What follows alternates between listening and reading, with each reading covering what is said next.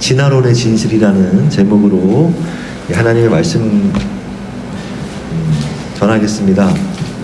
크신 은혜가 있기를 축원합니다. 예, 오늘 말씀은 꼭 과학 수업 시간이 될 거예요. 예, 생물 시간인데요. 완전 생물 시간입니다. 생물 강의를 할지라도 우리 재용이가 잘 이해해서 들어주기를 바랄 뿐입니다. 궁금한 거 있으면 예배 끝나고 함께 나누도록 할게요. 예. 그래서 여기 이제 핵심은 우리 세상에서 알려진 것을 통해서도 하나님이 살아계심을 증거할 수 있다는 것을 이제 배우기 위해서 세상 얘기를 좀 하고자 합니다. 우리가 하나님을 온전히 섬기고 예배하고 전하기 위해서는 하나님께서 하신 일에 대해 뚜렷한 확신이 있어야 합니다.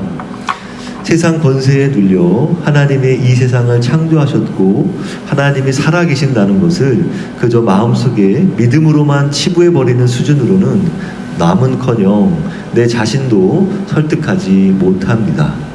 하나님을 믿는다면 하나님이 하신 창조를 세상 권세가 어떻게 거짓인 양 비방하려고 했는지 낱낱이 알아야 합니다. 그러니까 세상이 거짓으로 하나님의 신성과 능력을 이렇게 가리고 숨기고 해방하고 속이고 뭐 이런 일들이 많이 있단 말이죠.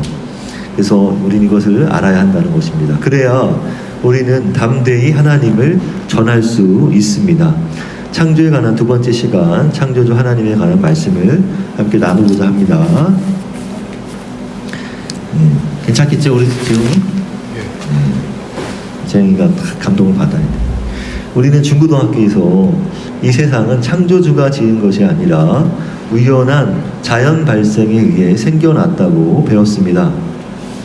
그런데 우리가 학교에서 배운 교과서에 실렸던 진화의 아이콘들이, 진화의 상징들이 실제로는 매우 엉터리라는 것입니다.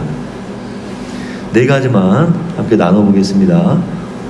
우리 재영이 지금 읽어봤죠? 읽어봤으니까 아까 자연 선택에 대해서 얘기했겠지. 이제 여기 볼 때는 저걸 펴봐야 돼요. 이따가 카톡을 이제 열어보시면 좋을 것 같아요. 생물 교과서에 실린 진화론의 상징론에 대해서 짚어보겠습니다. 다윈이 말한 진화는 정말 사실인가요? 모두 믿을 만한 이론인가요? 진화에 있어서 소진화는 기독교도 인정하는 진화입니다.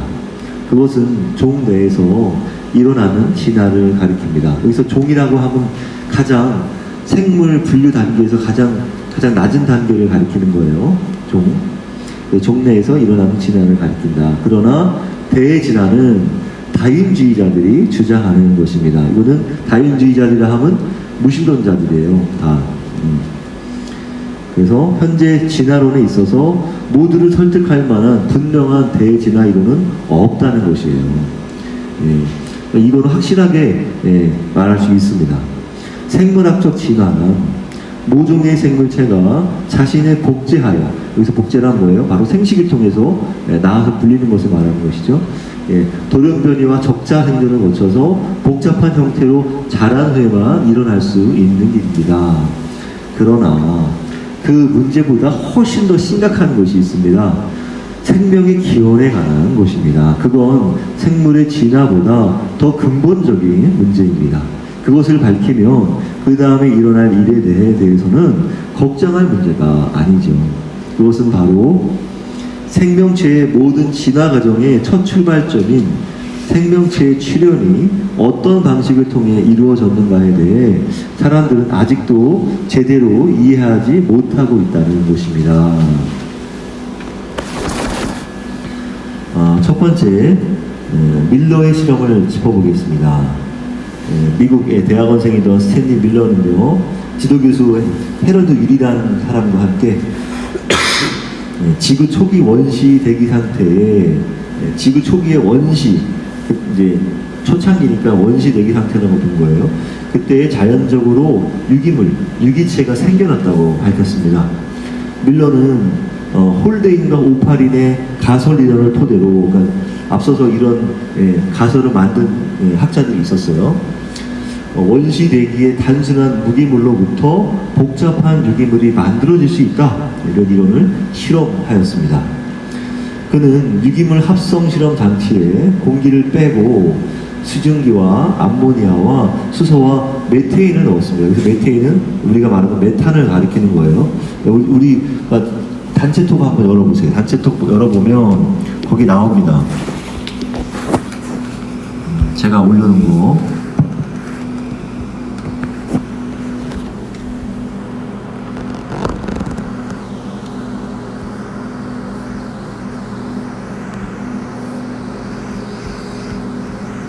두 번째 그림 보이죠? 예.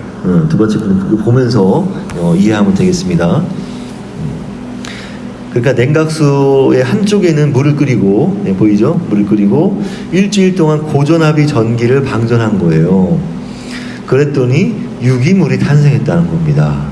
그렇게 얻어진 유기물은 지구 환경과 함께 끊임없이 변화하며 유전 물질을 만들어 번식하게 되고 세포의 형태를 갖추며 단세포 생물은 다세포 생물이 되고 그것은 결국 생물이 된다는 거예요.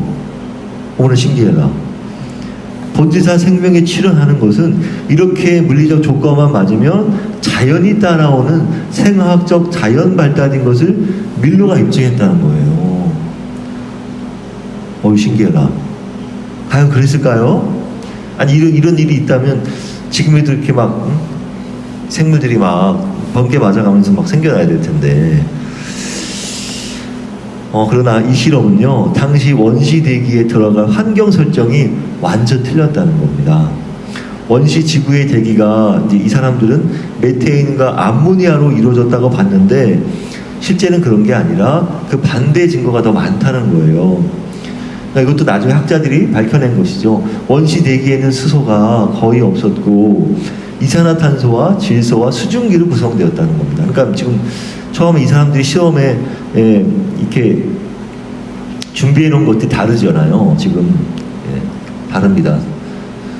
그러니까 여기서는 암모니아와 메테인을 중심으로 이제 했는데 실제는 원시 대기나 더 공부해 보니까 학자들이 그게 아니었더라. 수소는 거의 없었고 이산화탄소, 질소와 수증기로 이루어졌더라. 또한 실험에 사용된 냉각수도 당시 지구 환경을 볼 때 냉각수 같은 인위적인 특수 장치가 없었다는 점이에요. 그러니까 차갑게 할 만한 그 모든 것이 그때 있는지 없는지 어떻게 알았냐 말이에요. 없었을 텐데 이제 이 사람들을 이렇게 만들어 놓은 것이죠.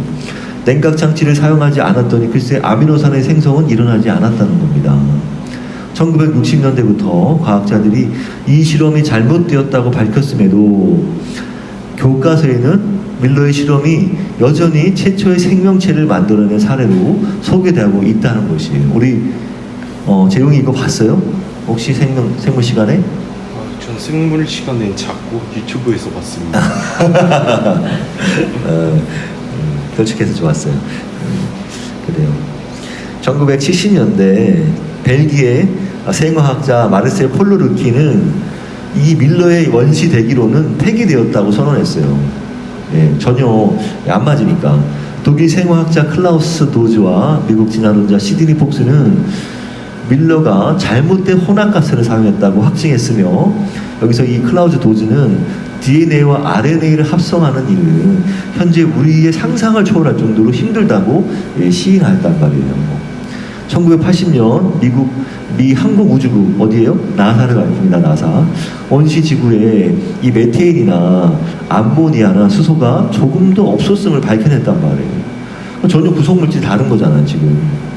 1995년 사이언스지는 어디냐? 사이언스지는 미 과학진흥협회에 주관하는 과학 전문 저널을 가리키는 겁니다. 이 사이언스지는 전문가들은 그 실험 결과를 받아들이지 않는다고 사이언스지에다 실었단 말이에요. 더구나 실제 원시 대기를 사용해도 아미노산 하나를 얻지 못한다는 거예요. 하나도 못 얻는데. 그러나 생물 교과서는 여기서 얻어진 유기 분자들을 얻을 수 있다고 얼버무린다는 거예요. 근데 안타깝게도 여기서 얻어진 것은 고작 포름알데히드라는 겁니다. 포름알데히드와 시아나물이라는 게 두 가지가 있는데 그런 것을 얻었다. 이건 포름알데히드는 뭐냐? 그 새우 살 때 나는 냄새 기억해요 혹시? 그 새 가구를 샀을 때도 매캐한 냄새가 좀 나는데 이게 바로 건축 자재에 쓰이는 방부제라고 합니다. 이건 이제 메탄올을 산화로 얻어지는 것인데 이 포름알데히드가 이렇게 새 옷이나 새 가구에 이제 방부제로 사용할 수 있도록 뿌리는 그겁니다. 이것은 독성이 강해서요. 포름알데히드 가스만으로도 주위 단백질을 익어버리게 만든단 말이에요. 세포를 죽이는 것이죠. 그래서 현실 원시대기를 사용해 생명 기원의 첫 단계에 들어선다는 것은 말도 안 되는 소리인 것입니다. 더구나 만약 여기서 아미노산이 만들어졌다고 가정해 봅시다. 그럼 그 아미노산이 실제 살아있는 세포로 생성되기까지 얼마나 많은 과정을 또 거쳐야 할까요? 아미노산이 자기들끼리 내부에서 막 무작위한 상호작용을 하도록 내버려두면 언젠가는 생명이 생겨날 것이라고 생각하지만 절대 그렇지 않다는 거예요.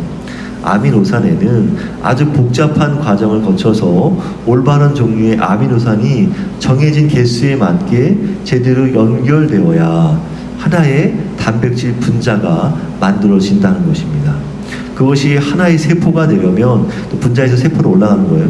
100여 개의 단백질 분자들이 올바른 순서로 배열되어야만 살아있는 세포 하나가 만들어지는 것이에요. 그런데 이렇게 이루어질 확률은 불가능할 만큼 낮다. 그냥 불가능하다. 이런 의미예요. 무기물과 살아있는 원시 유기체 사이의 간격은 너무도 크다는 겁니다. 어떻게 무기물이 원시 유기체가 될 수 있느냐? 살아있는 세포가 될 수 있느냐? 이런 겁니다. 그래서 어떤 생물학자도 시험관에 담긴 분자들이 살아있는 세포로 바뀔 수 있다고 생각하지는 않는단 말이에요. 하나의 생명체가 창조되려면 무기물에서 세포의 구성 요소들을 만들어내는 어려움을 물론이고 그 요소들이 하나하나 올바른 방식으로 결합해야 하는 더 큰 문제가 있다는 거예요. 그거 어떻게 해야 할 거냐 말이에요. 아무리 적당한 시간과 적당한 장소에서 적당한 방식으로 스스로 조립하면서 엉뚱한 물질을 배제시킨다? 불가능한 일이란 말이에요. 그렇게 해서 생명을 자연적으로 설명할 수 있다는 것은 바보 같은 이야기라는 겁니다. 아미노산은요, 각기 다른 80여 가지 종류가 있는데요. 살아있는 유기체에서 발견되는 것은 20가지 정도입니다. 그 중에 필요한 아미노산만 분리해내는 기술이 필요한 거예요. 스스로 하지 못한다는 겁니다. 그런데 아미노산은 아미노산끼리 반응하는 것이 아니고 오히려 그냥 다른 분자와 반응을 더 잘한다는 거예요. 그러니까 어떻게 그걸 자기가 스스로 배제시키면서 이 아미노산을 유지하겠냐는 말이에요. 더구나 생명체의 조립을 유도하는 것은 DNA입니다. 모든 동식물의 각 세포에는 DNA 분자가 반드시 들어있는데요. DNA는 RNA와 함께 작용해서 아미노산이 연결되는 순서를 지정해 주는 것이란 말이에요. 그럼 이 RNA는 무엇이며 DNA는 어디서 생겨날까요? 바로 이 지점에 도달하자 생명의 기원을 연구하는 모든 학자들을 완전히 곤경에 빠뜨렸단 말이에요. 멘붕이 오게 했어요. RNA가 이제 리보핵산이라 하는데 이 RNA 기원 가설은 일종의 가설을 만든 거죠. 초기 세포는 DNA 대신 RNA를 이용해서 복제되었다는 가설에 의해서 생겨났다고 보는 것입니다. 그러니까 DNA 전에 RNA가 먼저 있었다. 그래서 이제 DNA가 형성되게 됐다. 이런 얘기인 것 같아요. 이제 이 얘기를 먼저 시작한 사람이 MIT의 알렉산더 리치라는 사람입니다. 이 사람이 1962년도에 이 주장을 했어요. 그래서 RNA 우선 가설을 이 스탠리 밀러 실험에 얘기를 한 거란 말입니다. 그래서 보겠습니다. DNA처럼 RNA는 정보를 저장할 수 있을 뿐 아니라 복제까지 할 수 있다는 거예요. 어떤 작은 바이러스는 유전 물질로서 RNA를 사용한다는 겁니다. RNA 분자는 DNA 분자보다 훨씬 단순하기 때문에 RNA가 우선 자연 선택 내지는 무작위한 우연에 의해서 형성되었을 가능성이 있다고 보는 것이에요. 그 RNA 우선 가설이. 그럼 이런 RNA 정보는 어디서 왔을까요? 그렇게 묻자 그것에 대해 그들은 어떤 답도 하지 못했다는 거예요. 노벨 수상자 프란시스 크릭은 이렇게 말했습니다. 생명의 기원은 기적처럼 보인다. 생명이 생성되려면 반드시 충족돼야 할 조건이 너무 많다고 밝혔단 말이에요. 바이올라 대학 월터 브래들리 박사는 말했습니다. 현재 생명의 기원을 설명하는 자연주의적 이론은 없다. 그런데 앞으로도 나올 가능성은 없어 보인다면 초자연적인 설명을 고려하는 것이 가장 적절한 처사라 믿는다. 그것이야말로 증거에 기초를 둔 가장 논리적인 추론이라 생각한다. 이렇게 말했다는 거예요. 초자연적인 설명은 뭘 말합니까? 신적 개입을 얘기하는 거죠.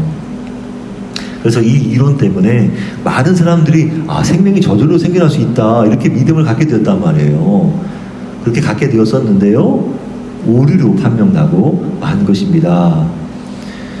그렇기에 생명이 자연적으로 생겨났다고 믿는 것보다 지적 설계자가 있다고 보는 게 훨씬 합리적인 것이란 말이에요. 그리고 자신들이 원하는 결과를 얻기 위해서 실험에 개입한 것은 뭐와 같다? 지적 설계와 다름이 없는 거예요. 냉각수, 전기 충격, 이거 어떻게 다 인위적으로 좀 한 거잖아요. 그러니까 그거는 지적 설계와 다름이 없는 행동이다 이겁니다. 지금 그러니까 네이버 제가 이거 확인해 봤는데 네이버에는 여전히 스탠리 밀러 실험이 잘 됐다고 이렇게 설명하고 있어요. 그리고 다른 아미노산 종류들도 막 소개하고 있습니다. 그러니까 그 사람들은 여전히 여기 원시대기의 구성 물질이 메테인과 암모니아 그리고 수소까지 다 형성되었다고 본 것이죠. 그러나 그것을 반대하는 학자들의 얘기는 전혀 싫지 않고 있다는 것입니다. 두 번째, 다윈이 공통조상설 이것도 혹시 보겠습니다. 이것도 이제 다음 거 이 단톡방 보세요. 그림 또 하나 있죠? 이제 나무 그림 같은 그런 그림 있잖아요. 그죠? 보고 있네요, 우리 재용이. 요거 보겠습니다. 요거 보면서 이제 설명할게요. 두 번째, 다윈이 공통조상설을 주장한 나무 모양으로 된 진화계통수에 대해 짚어보겠습니다. 이 진화계통수가 바로 이 나무 그림을 말하는 거예요. 공통조상을 나타낸 그림을 이렇게 진화계통수라고 명명했습니다. 진화란 한 가지 종 내에 모든 유기체가 생물의 생식에서, 그러니까 이제 자식을 낳을 때 생식이라고 한다는 거죠. 생식에서 변이의 계승을 만든다고 말합니다. 그러나 대진화를 주장하는 다윈주의는 모든 생명체가 하나의 조상에서 나와 변이된 후손이라는 이론이에요. 그래서 이렇게 해서 보세요. 이 나무 그림을 보면 맨 아래 뭐가 있어요? 공통조상이라 써 있죠. 그렇죠? 그렇죠? 그래요. 그래서 이렇게 왼쪽에 아메마 그림도 있고 올라가면 여기 해파리 같은 것도 있고 오른쪽 가면 식물도 있잖아요. 그죠? 쭉 끝에 가면 사람은 어디 있어요? 사람들 맨 가운데 위에 있죠? 그래요. 이렇게 된다는 거예요. 이렇게 이게 이제 다윈이 그린 그림입니다. 그래서 이제 대진화를 주장하는 다윈주의는 모든 생명체가 이렇게 하나의 조상에서 나와서 쭉 모든 게 다 변이 되었다. 그런 이론이에요. 원숭이가 인간과 같은 조상의 후손일 뿐 아니라 그뿐만이 아니라 나아가 아메바, 개구리, 해파리, 곤충, 식물이까지 다 같은 조상이라는 거예요. 다윈주의는 변이의 계승이라는 이론으로 모든 새로운 종을 다 설명할 수 있다고 주장합니다. 이 신다윈주의는 최근에 이제 무신론을 주장하는 이 다윈주의자들을 신다윈주의자라고 말합니다. 신다윈주의는 더 나아가서 이런 변이가 유전자의 임의적인 돌연 변이에 작용하는 자연 선택의 결과라고 주장하는 거예요. 아니 그 돌연 변이가 생성되면 그 존재가 건강합니까? 아니잖아요. 근데 이런 얘기도 한단 말이에요. 이에 진화 계통수는 다윈의 진화 과정을 그림으로 표현한 종의 진화 체계도입니다. 바로 그 진화 계통수가 다시 말해서 종의 진화 체계도라고 볼 수 있는 것입니다. 그래서 이 계통수는 종의 다양성을 말하기도 하지만 모든 생물의 조상이 같다는 것을 말해주고 있습니다. 그럼 이 계통수가 실제 현실과 일치할까요? 중요한 건 이제 그거죠. 이 계통수 그림이 과연 현실과 일치하냐? 절대 그렇지 않다는 겁니다. 계통수는 다윈의 이론만 잘 드러낼 뿐이에요. 다인은 오랜 시간이 지나면 개체균의 일부가 어떤 조건에 막 노출되고 같은 개체균의 또 다른 일부가 또 다른 조건에 노출되면 자연 선택으로 두 개체균이 다른 방식으로 변할 것이다 라고 이렇게 보았단 말이에요. 그러니까 서로 같지가 않고 그렇게 해서 점점 이렇게 다른 모양들이 다 생겨난다. 다른 생물들이. 그렇게 한 종이 여러 변종을 낳고 그렇게 해서 모두 별개의 종이 될 것이라고 보았단 말이에요. 그렇게 하여 나무가 가지를 뻗어나가는 나무의 패턴이 된 것이다는 겁니다. 이해되죠? 이 그림의 설명이. 예. 네, 그래요. 됐어요. 그런데 문제는 실제 화석에서 발견된 물리적인 증거들이 다인의 이론을 뒷받침하지 못한다는 거예요. 문제는 거기 있어요. 그림은 잘 그렸는데 현실은 하나도 안 맞더라. 현실은 다인의 이론과 달랐다는 거예요. 다인의 이론은 하나의 공통된 조상에서 나와 그 차이가 점점 커져 마침내 오늘날과 같은 거대한 차이를 이룬다는 장구한 변천을 예측하지만 화석의 증거는 그의 이론과 정반대라는 걸 보여줬다는 거예요. 예, 그럼 보겠습니다. 어느 특정 시기에 대집단들이 갑자기 나타났단 말이에요. 대집단은 뭡니까? 여러 종들이 한꺼번에 나타난 거예요. 한꺼번에. 한 종만 이렇게 막 저기 한 게 아니라 수많은 종들이 한꺼번에 다 짠 나타났단 말이에요. 그거 어떻게 설명하는 거예요? 그게 바로 캄브리아기 폭발이라는 말입니다. 캄브리아기 폭발은 무슨 용어냐? 이게 지질학의 언어거든요. 그러니까 캄브리아기는 고생대 첫 기를 말합니다. 고생대는 기원전 5억 4,200만 년 전부터 기원전 4억 8,830만 년 전까지를 고생대이라고 말하고 있어요. 그래서 이 캄브리아기는 기원전 5억 4천만 년 전에 시작된 것으로 추정되는 지질학 시대를 가리키는 거예요. 캄브리아기 폭발을 생물학적 빅뱅이라고 부르고 있습니다. 우리 빅뱅 배웠죠? 지난주에. 이 시기는 오늘날까지 살아있는 동물 대집단이 갑자기 폭발적으로 쫙 나타났기 때문이다. 그래서 생물학적 빅뱅이라 부른다. 누구도 그걸 가지를 뻗는 나무라고 말할 수 있겠습니까? 없잖아요. 갑자기 다 쫙 나타났는데 어떻게 가지를 뻗는 모양이 생겨나단 말이에요. 다인 이후에 오랜 시간이 흘러서 수백만 개 화석들이 발견되었지만 그런 일은 없었단 말이에요. 여기서 그런 일은 뭘 말합니까? 다인의 이론을 뒷받침하는 화석의 증거, 그런 건 없었다. 그런데요, 어떤 단계에서는 하나의 공통조상이 보인다는 거, 오, 신기해라. 그럼 다인의 이론이 맞는 거야? 어디서요? 그건 단일종 안에서만 관찰된 것이다. 그럼 뭘 말합니까? 소진화는 일어났다. 그 얘기입니다. 그러니까 같은 종 안에서는 변화가 일어나는 게 조금씩 보였다. 그런 얘기입니다. 결국 캄브리아기 폭발은 다인의 뿌리를 나무를 뿌리채 뽑아버렸다 이겁니다. 그러니까 다인의 이론은 뭐예요? 점진적 진화를 보여줘야 되잖아. 화석의 증거들이. 그런데 그런 거는 안 보이더라. 하나도 안 보이더라. 이해되죠? 무슨 얘기야? 예, 오케이. 그래서 그 다음 세 번째 가겠습니다. 네, 세 번째 사진인데 세 번째 사진은 뭐가 있어요? 세 번째 사진은 여기 그 맨 처음에 올린 거예요. 맨 처음에 올린 거. 배아 그림 있죠? 그래요. 그거 보면 되겠습니다. 세 번째, 척추동물의 발생 과정을 보인 에르스트 해켈이 배아 발생도를 짚어보겠습니다. 배아 발생도는 수정란에서 각 동물로 가는 과정이 거의 다 비슷하다는 이론이에요. 물고기, 도롱뇽, 거북이, 병아리, 돼지, 송아지, 토끼와 사람까지 비슷하게 생긴 그림을 나란히 보여줬단 말이에요. 이것이 바로 모든 생물이 하나의 공통조상에서 나왔다는 증거라고 소개했단 말이에요. 그런데요, 안타깝게도 이게 글쎄 조작이래네. 조작으로 밝혀졌어요. 해켈은 배아 그림을 일부는 삭제한 거예요. 왜냐?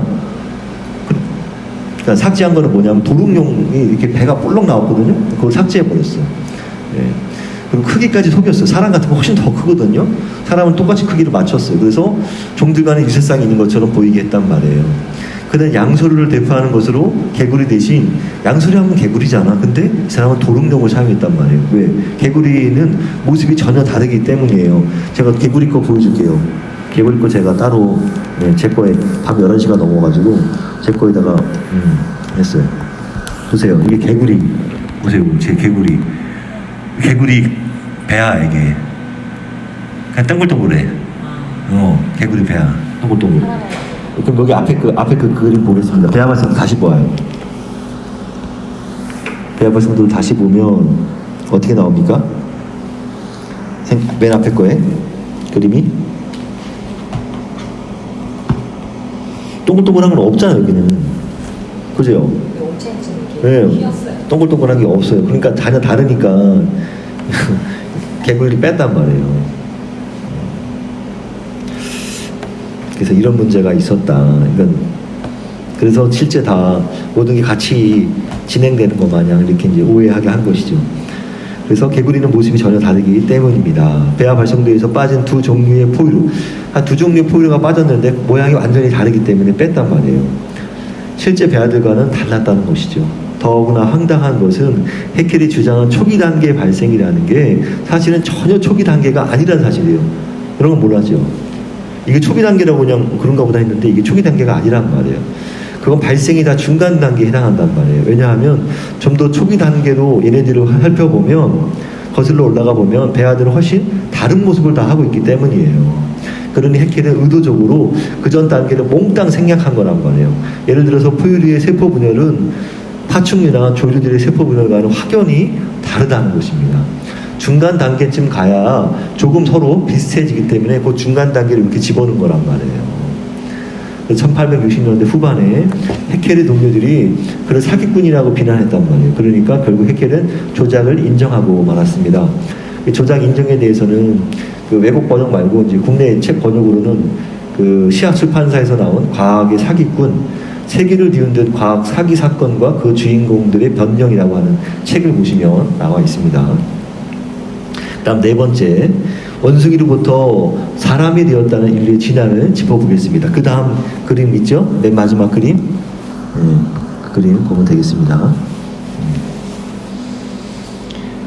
우리는 교과서에서 원숭이 같은 생물들이 변화를 거쳐서 현대 인류까지 이어지는 행렬을 그린 그림을 보았을 겁니다.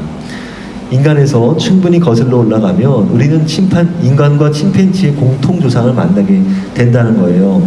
그것까지 보면 학생들은 확실히 인간은 원숭이에서 인간 진화가 되었다는 것을 확신을 붙이면서 어엿한 다인주의자가 된단 말이에요. 다 너도 나도 이게 사람이 진화된 거구나, 원숭이에서 사람이 됐구나, 이렇게 이제 다 오해하는 것이죠. 먼저 안트로피테쿠스 에렉투스는 직립 유인원이라 합니다. 직립 유인원. 그럼 이 말은 뭐냐? 라틴어 표현이에요, 이거. 그러니까 직립 유인원이란 말은 무슨 말이냐? 꼬리가 없는 영장류를 말합니다. 사람과예요. 사람과에는 뭐뭐 들어가냐? 고릴라, 오랑우탄, 침팬지, 사람까지 포함해서, 그래서 사속 8종에 속하는 게 바로 직립 유인원입니다.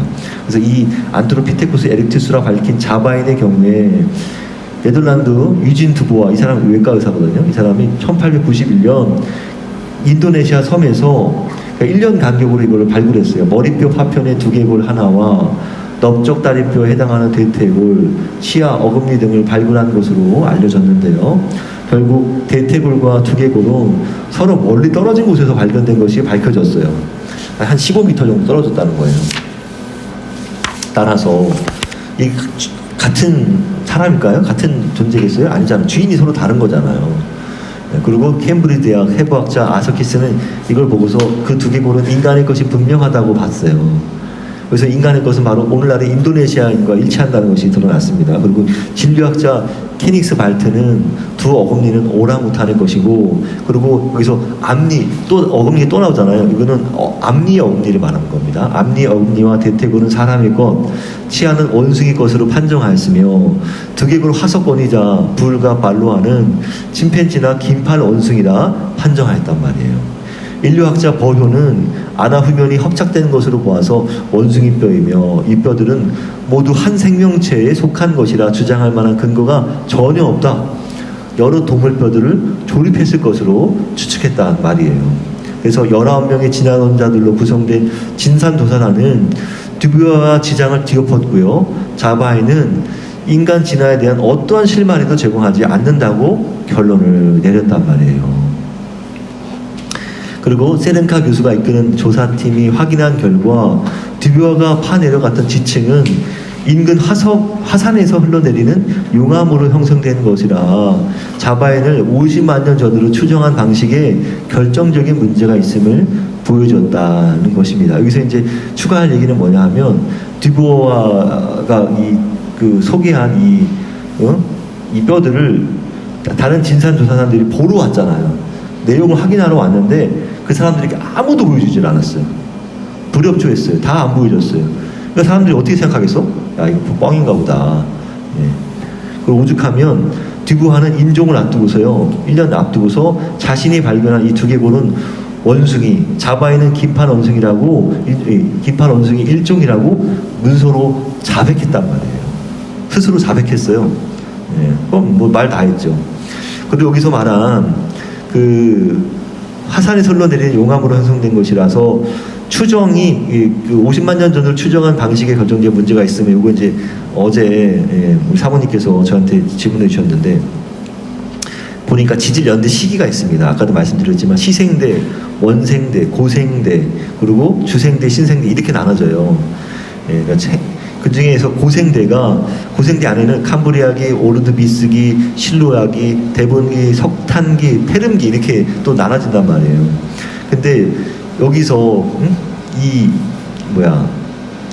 화산이 이렇게 딱 해가지고 용암이 형성될 때 이제 무슨 문제가 생기냐 하면은 이런 뼈들마다 오래된 연도를 어떻게 측정하냐 하면 탄소 연대 측정이나 아르곤 연대 측정기로 측정한단 말입니다. 근데 이게 용암이 이렇게 닿은 거는 탄소 측정이 어려울 수 있는 거예요. 그 측정이 정확한 확인이 어렵게 된다는 겁니다.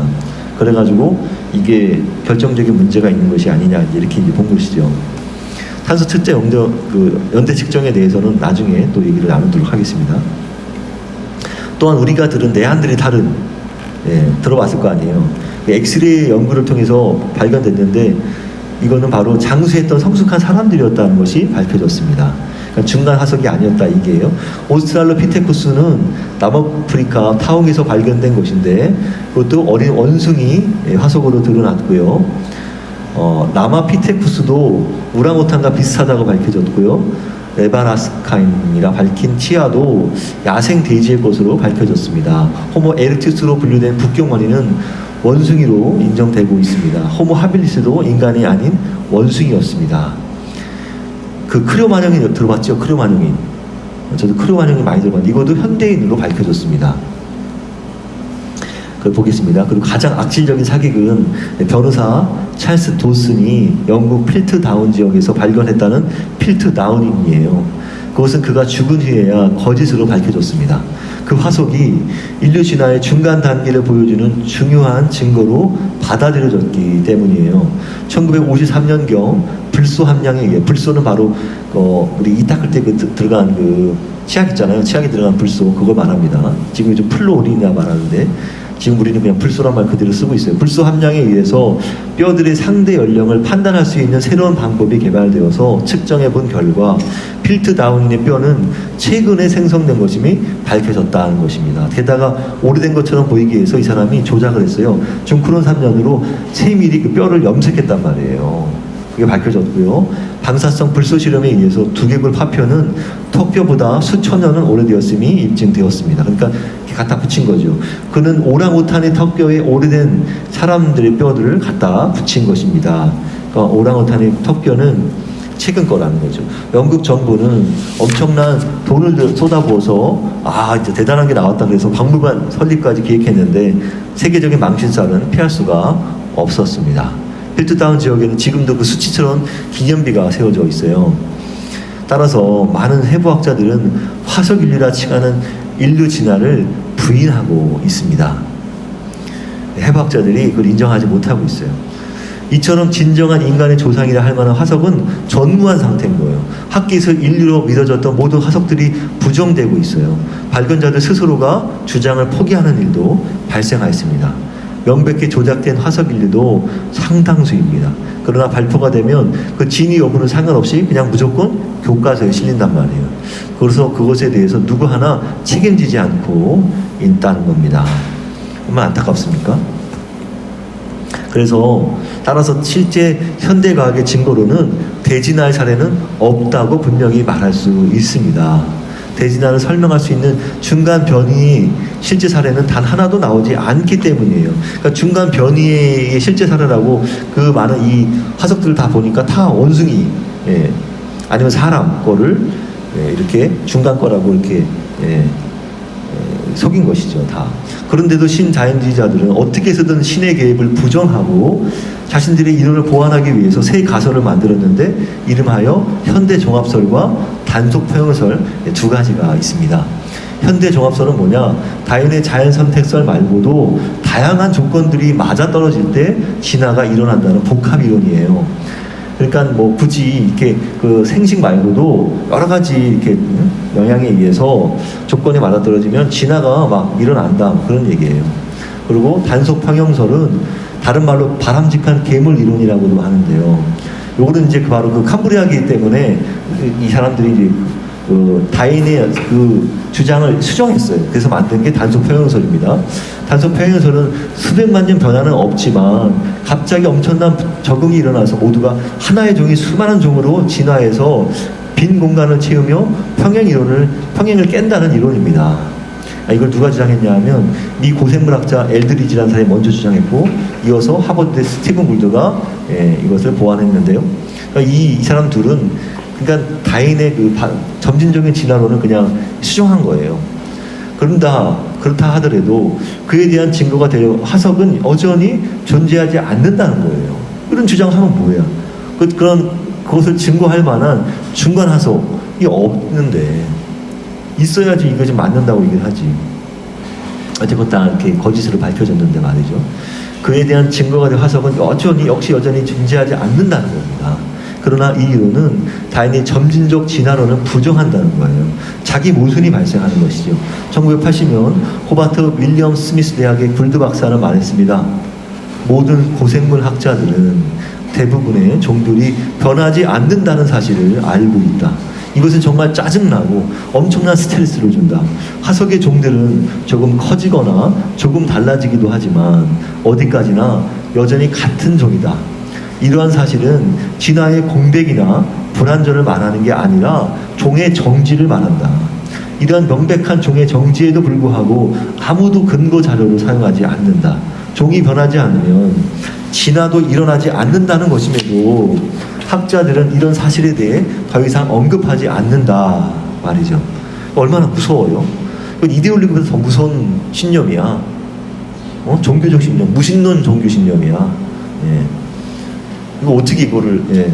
이 사람들이 아주 그냥 굳은 의지로, 예, 믿고 있단 말이에요, 아직도.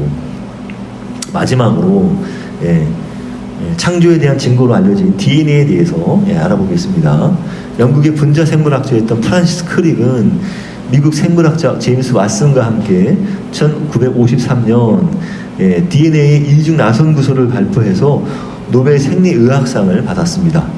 그 50년이 넘도록 과학자들은요, 우리 몸속에 있는 100조 개의 세포 안에 단단히 말려있는 DNA를 연구하면서 우리 몸을 구성하는 모든 단백질을 만드는 데 필요한 유전 정보를 제공하는 방식에 경탄하였단 말이에요.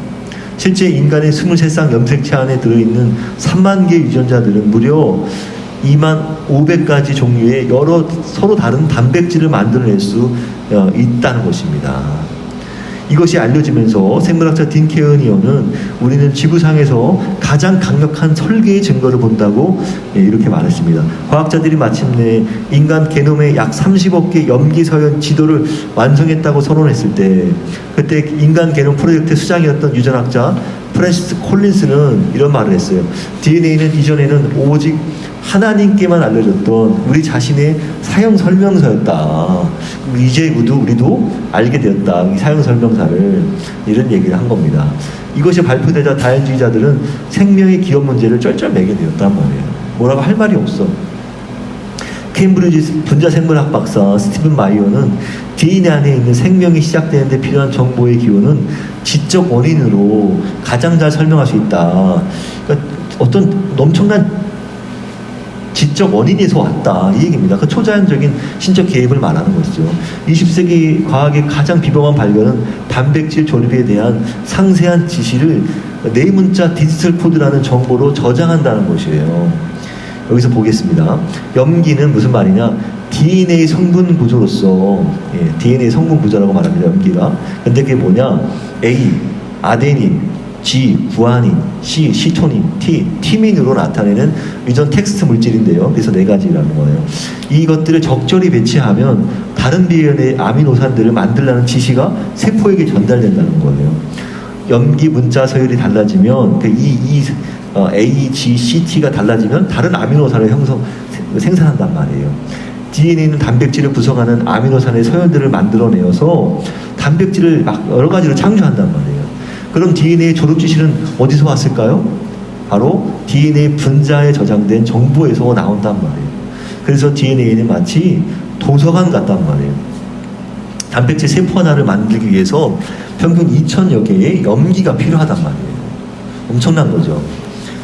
이런 이 염기 서열들이 2000여 개가 필요하다. 그런 정보의 출처를 설명하지 못하면 그건 생명을 설명하지 못하는 것이다 말합니다.